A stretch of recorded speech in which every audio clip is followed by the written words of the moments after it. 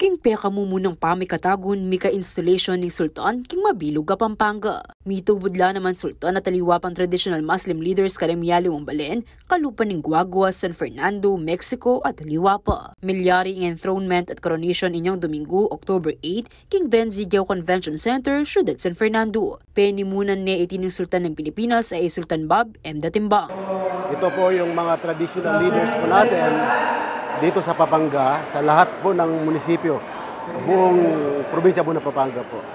Ito po ay part of our National Action Plan na lahat ng mga sektor ng community ay dapat bahagi ng ating peace building initiative. Nasa nakanuniting pasignangan ng partisipasyon ng komunidad para kimpa mibuklod at kapayapan dareng Pilipino libutad ng pamiyaliwang relihiyon. And then pumunta po tayo sa Pampanga po para po strengthening the participations of the community through the traditional leaders and religious leader po na sila po ay kaisa po sa ating peace initiative. Ito po yung kampanya nating mahal na Pangulong BBM po na sama-sama po sa Bagong Pilipinas para makuha po natin ang pagkakaisa at kapayapaan dito sa buong bansa.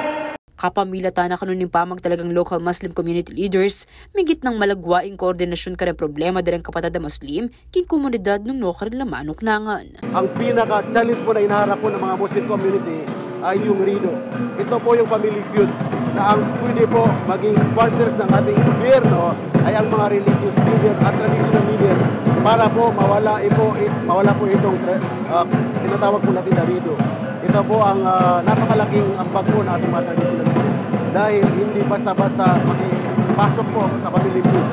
Ang ating mga religious leaders ay kasama po ng ating government para po ayusin yung mga problema sa family feud. Ito po yung tinatawag po natin na RIDO.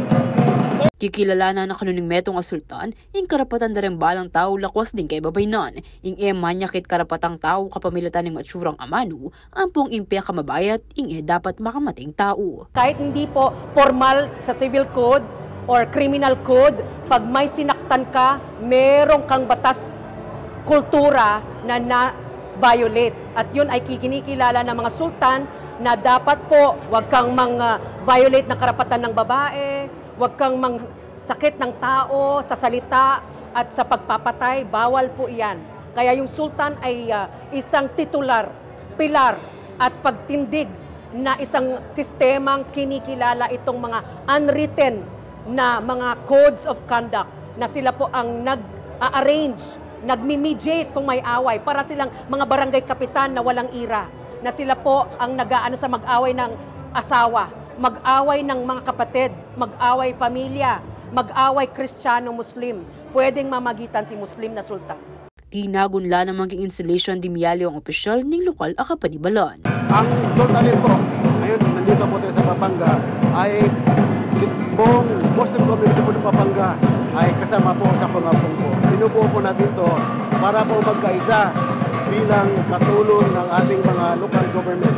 Binubuo natin dito sa national and then mayroon po tayo dito sa lugar. Kung may problema po ang Muslim community, nandito po yung Sultanate ng Pampanga at ibang traditional leaders.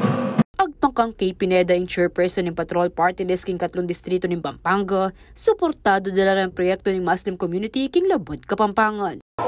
Kampena po ng Patrol Party List, Congressman George Patrol Bustos, metong kami po karing susuporta karing karelang proyekto, lalo na po kining karelang installation, kini pong karelang Sultanate Ceremony. Nung nanuman pong maging proyekto da kining lalong-lalo na po kining San Fernando, kami po kining Patrol, susuporta kami po karela. Nung nanuman po rin karelang daratang proyekto. Ako, ingke kayong talasuyo, Liana Kanilaw, ating pusong makabalit.